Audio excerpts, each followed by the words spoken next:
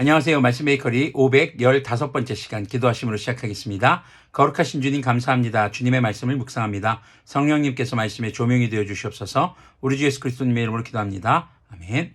오늘 보실 말씀은 고린도전서 13장 8절에서 13절까지의 말씀입니다.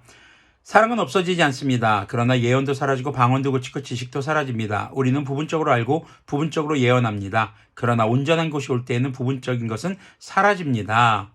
자, 사랑은 없어지지 않지만 예언, 방언, 다른 모든 은사들, 우리가 계속 고린도전서 12장 13절에서 계속 나누고 있는 이 은사들은 언젠간 사라지는 것입니다.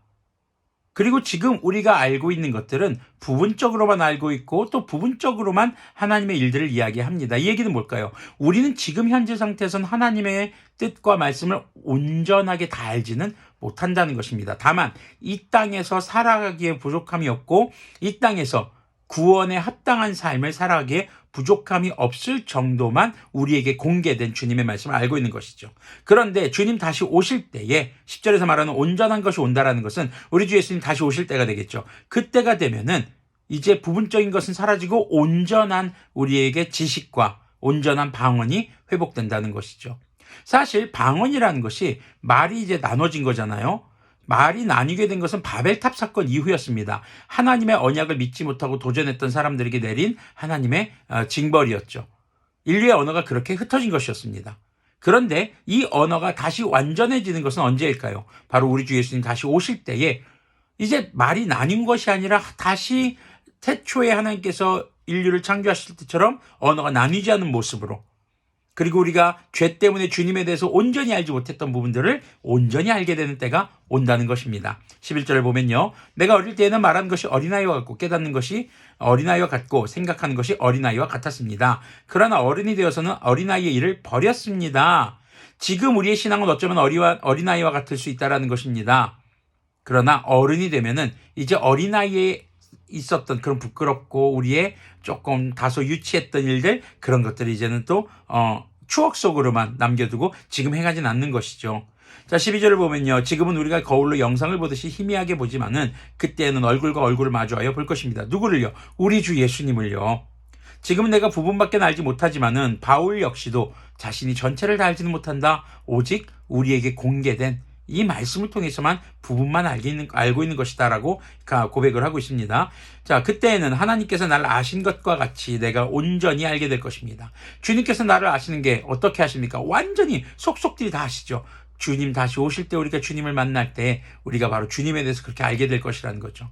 간혹 이제 청소년 청년들하고 이야기를 나누다 보면은 여러 질문들이 나옵니다. 네, 정말 이해가 되는 질문들도 많이 있습니다. 그런데 저도 답해주기 어려운 질문들 종종 있습니다. 그럴 땐 제가 종종 쓰는 말이 바로 이런 구절이죠.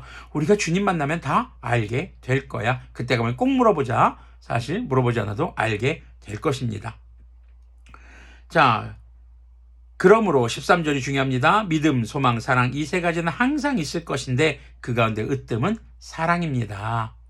자, 그래서 불멸의 사랑, 정말 영원한 사랑을 사람들은 꿈꿉니다. 남녀 간의 사랑도 정말 사람 사이의 사랑이 영원하길 꿈꾸죠. 특히 남녀 간의 사랑이요. 근데요, 진짜 영원한 사랑은 딱 하나밖에 없습니다. 바로 우리 주 예수님의 사랑, 우리 주 하나님의 사랑인 것이죠. 자, 모든 은사를 열매 맺게 하고 은사로서 가치 있게 하는 것, 여러분들의 삶을 가치롭게 하는 것은 다른 것이 아니라 주님의 사랑이 우리의 삶의 바탕이 되어 있어야 됩니다. 우리 주 예수님의 사랑이 무엇으로 바탕이 되었습니까? 우리 주 예수님의 이름으로 회개하고 성령님의 인도하심을 따라 구원의 삶이 시작되었습니다. 성도로서의 삶을 살아갑니다. 그것이 바로 주님의 사랑 안에 거하고 있다는 것이죠. 그럼 우리가 다른 사람에게 사랑을 베풀 때도 마찬가지인 것입니다. 도와주고 어려움을 해결해주고 위로해주고 여러 말들을 해주고, 자, 여러 가지 좋습니다. 근데 이 모든 것이 의미 있고 열매 맺게 하는 것은 무엇입니까? 주님의 사랑이라는 것입니다. 주님의 사랑이 바로 우리 신앙의 토대이고 주님의 사랑이 오늘날 교회의 토대인 것을 우리는 기억해야 하겠습니다. 내가 아무리 열심히 한다고 해도 그것이 영원할 것이라는 보장은 없죠. 뭐 그런 노래도 있잖아요. 영원한 건 절대 없어. 네, 그 친구도 요즘에 점점 늙어가고 있더라고요. 네, 자, 우리가 영원한 것은 이 땅에 절대 없습니다. 그러나 단 하나, 주님의 사랑만은 영원합니다. 우리가 그 주님의 사랑을 토대로 그 위에 우리의 삶이 구원에 합당한 삶으로 살아갈 때 주님 나라 그 영원한 천국에서 열매 맺는 그러한 삶의 가치를 발견하게 될 것입니다. 함께 기도하겠습니다. 거룩하신 주님 감사합니다. 주님, 우리에게 가장 소중한 사랑, 가장 으뜸되는 사랑, 예수님께서 우리의 첫사랑, 가장 소중한 사랑이 되어주신 것을 기억하게 하여 주시옵소서. 주님, 그렇게 해서 정말 주님의 사랑을 바탕으로 우리의 삶이 열매 맺는, 거룩한 열매를 맺는, 그리고 주님 나라 오실 때에 완전해질 수 있는 그런 우리의 삶이 될 수 있도록 긍휼을 베풀어 주시옵소서. 우리 주 예수 그리스도님의 이름으로 기도합니다. 아멘. 네, 이런 찬양이 있죠. 예수님은 나의 첫사랑, 내 첫사랑. 여기서 첫사랑이 바로 우선순위의 사랑입니다.